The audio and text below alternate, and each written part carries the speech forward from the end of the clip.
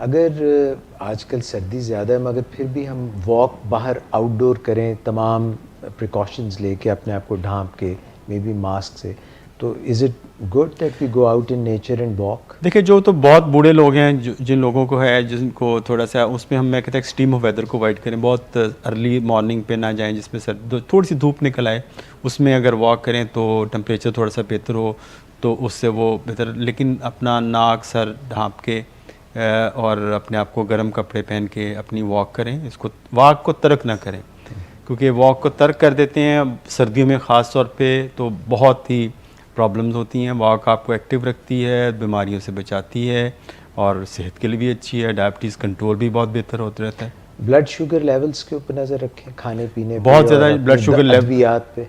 Blood sugar की जो अद्वियात ना छोड़ें, अपने पास स्टोर रखें।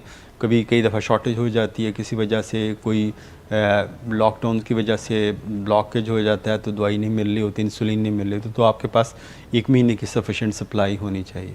नींद के मुतालिक है, नींद अपनी 6 से 7 घंटे कंटिन्यूस स्लीप जिसको हम कहते हैं वो नहीं, क्योंकि लेकिन लॉकडाउन का या बाकी ये हमारा ये जो घरों में रहने का ये नुकसान ये हुआ कि लोगों ने देर तक जागना शुरू कर दिया और सुबह देर तक सोते जाए, तो अपने वो नींद के अपनी रात की नींद को कुर्बान कर दिया, अब दिन को सोना शुरू किया। तो दिन की नींद उतनी रिफ़्रेशिंग नहीं होती जितनी आपको कंटिन्यूस रात की जो नींद है वो आपको 7 घंटे कम से कम जो साइंटिस्ट रिकमेंड करते हैं आपके दिल की सेहत के लिए बहुत अच्छी होती है। डॉक्टर इम्तियाज़ हसन ये फरमाइएगा कि हम एक लफ्ज़ इस्तेमाल करते हैं इम्यूनिटी, जिसको क़ुव्वत मुदाफ़ियत भी कहते हैं। इसकी आगे इक़साम जो होती हैं उनका मैं चाहूँगा कि आप थोड़ा सा बताएं और उनको कैसे बेहतर बनाया जा सकता है। एक हम इन्नेट इम्यूनिटी कहते हैं, एक एक्वायर्ड इम्यूनिटी कहते हैं। इसके इन्नेट तो आपके अंदर जो आपके बन रही होती है अल्लाह की तरफ से, जैसे कोई जरासीम आता है तो आपका जो बॉडी एक्टिव हो जाता है, उसको डिटेक्ट करता है ये फ़ॉरेन जो बॉडी है, फ़ॉरेन पार्टिकल है या यानी उसको फॉरेनर के तौर पे लेता है, तो बॉडी उसको 2 तरह से टैकल करता है। एक तो कुछ सेल होते हैं जिसको हम बीटा सेल के बी सेल कहते हैं, बी सेल्स कहते हैं, तो वो बी लिम्फोसाइट्स होते हैं, वो उसके ख़िलाफ़ एंटीबॉडीज़ बनाते हैं। एंटीबॉडीज़ होते हैं ऐसे कंपाउंड्स को पकड़ लेते हैं।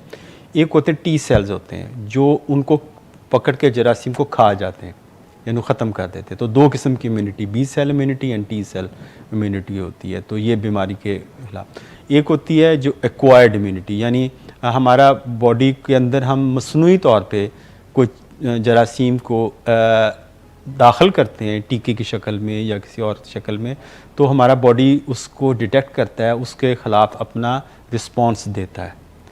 तो वो जो रिस्पॉन्स होता है तो वो उसको हम कहते हैं, जैसे आजकल हम बात कर रहे हैं कि वैक्सीन की बात कर रहे हैं, तो ये एक्वायर्ड इम्यूनिटी है, यानी हम उससे बाहर से हासिल करें जो हम इंजेक्शन की शक्ल में हम लेते हैं। तो ये दोनों में फ़र्क है।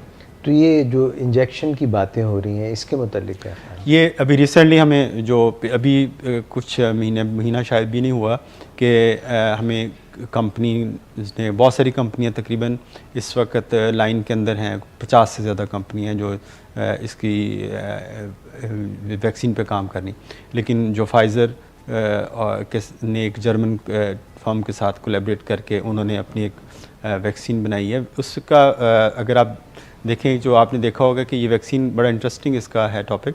अगर आप कोरोना वायरस को देखें तो उसमें आपको आपने देखा होगा कि इस पे वो नोकें सी बनी होती हैं, स्पाइक्स बनी होती हैं, इसी वजह से इसको कोरोना कहते हैं। जैसे ताज के वो कंकरे होते हैं ना, तो ताज की शक्ल होती है, तो इसके लिए कोरोना लफ्ज़ भी सर, तो एक कोरोना किसी में गाड़ी का भी नाम होता था, जैसे कोरोना से पहले सूरज की किरणें निकलती हैं, तो ये ताज की शक्ल जो स्पाइक्स है ना, ये बेसिकली अटैचमेंट पॉइंट्स होते हैं जब वायरस अटैच करता है। तो साइंटिस्ट ने ये किया कि एक छोटे से नन्हे से कैप्सूल के अंदर, जो माइक्रोस्कोपिक कैप्सूल है, उसके अंदर वायरस की ये जो इसके जो नोके निकले, नोके ऐसे होता है। नॉर्मली ये होता है कि हमारे जिस्म के अंदर एक जो खुलिया होता है उसके अंदर एक मरकब होता है जिसको मैसेंजर आरएनए कहते हैं, मैसेंजर mRNA से कहते हैं। इसका काम होता है प्रोटीन बनाना, यानी कोई भी हमारे जिस्म के अंदर जो प्रोटीन बनती है, मैसेंजर आरएनए उसको हुक्म देता है, अपने सेल को प्रोटीन बनाता है। तो उन्होंने ऐसे किया कि जो मैसेंजर आरएनए जिससे ये स्पाइक्स बनती हैं, ऐसी मैसेंजर आरएनए दरियाफ्त किया जिसको छोटी से माइक्रोस्कोपिक फॉर्म में लेके एक कैप्सूल के अंदर वो हमें नज़र नहीं आ रहा कैप्सूल, माइक्रो कैप्सूल है जो जिसके ऊपर लिपिड लेयर है यानी चर्बी की छोटी सी लेयर है, तो वो अंदर दाखिल कर दिया जाता है जिस्म के अंदर। जो वो सेल्स के अंदर जाता है तो वो एक ऐसी प्रोटीन बनाता है जो वायरस के इन स्पाइस को अटैच नहीं होने देती, ठीक है ना। यानी वायरस आ तो जाएगा अंदर लेकिन वो अटैच नहीं कर सकेगा, बॉडी में अटैच नहीं हो सकेगा, ना अटैच होगा ना अटैच करे होगा ना अटैक कर सकेगा। तो ये एक टेक्नोलॉजी इन्होंने यूज़ की है इसके अंदर। लेकिन इसके अंदर एक छोटी सी इसको है कि एक टीका लगेगा फिर 3 हफ्ते बाद दोबारा आपको टीका लगाना पड़ता है इसका। तो इसको क्योंकि गवर्नमेंट लेवल पे है, इसको फ्री ऑफ कॉस्ट अमेरिका में तो वो दे रहे हैं। अमेरिका में सारे डॉक्टर्स लगवा रहे हैं ये उसमें भी उन्होंने जो फ्रंट लाइनर्स हैं, जो लोग काम फ्रंट लाइन पे काम कर रहे हैं उनको दे रहे हैं। फिर वो लोग जो नर्सिंग होम्स के अंदर रह रहे हैं, जो बूढ़े लोग हैं, उनको लगवा रहे हैं। तो इसमें बहुत सारी मिथ्स हैं, लोगों ने हमारे मुल्क में भी नेगेटिव पॉइंट्स हैं कि जी वैक्सीन के ये खुदा ना खास्ता ये प्रॉब्लम्स हैं, ये नहीं लगवानी चाहिए, ये आपका माइंड पढ़ लेंगी या क्या कर लेंगे, इस किस्म की मिथ्स जो आप कॉन्स्पिरेसी थ्योरीज हैं। ऐसी कोई बात नहीं है, ये बिल्कुल सेफ़ दवाई है, सारी दुनिया में यूज़ हो रही है। खुदारा अपने बच्चों को, जो बड़े हैं, सबको अगर वैक्सीन पाकिस्तान में अवेलेबल होती है तो इसको लगवा लीजिएगा। वो हम हाल ना करें जो पोलियो का हाल किया। हमें बहुत ज़्यादा, हम दुनिया में 1-2 मुल्कों में से जिनके अंदर जहाँ पोलियो पाया जाता है, हमारी सिर्फ अपनी कम इल्मी की वजह से ये हम इसका शिकार हैं। तो दूसरी, लेकिन इस वैक्सीन का ये प्रॉब्लम ये है कि इसको -80 सेंटीग्रेड पे आपको ट्रांसफ़र करना पड़ता है। तो इतना टेम्परेचर रखना एक बॉक्स के अंदर बड़ा मुश्किल मरला है।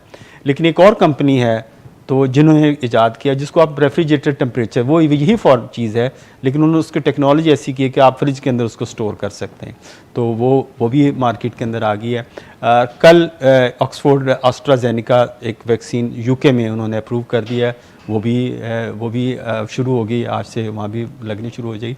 तो इस आने वाले 1-2 महीने के अंदर मेरा ख्याल है कि हम बहुत सारी वैक्सीन्स देख रहे होंगे जो दुनिया के अंदर आ रही होंगी और हम ये वायरस के ख़िलाफ़ जंग जीतने के करीब होंगे। 2021 हम इस उम्मीद के साथ कि हम इंशाल्लाह कोरोना वायरस के ख़िलाफ़ इस जंग को जीतेंगे।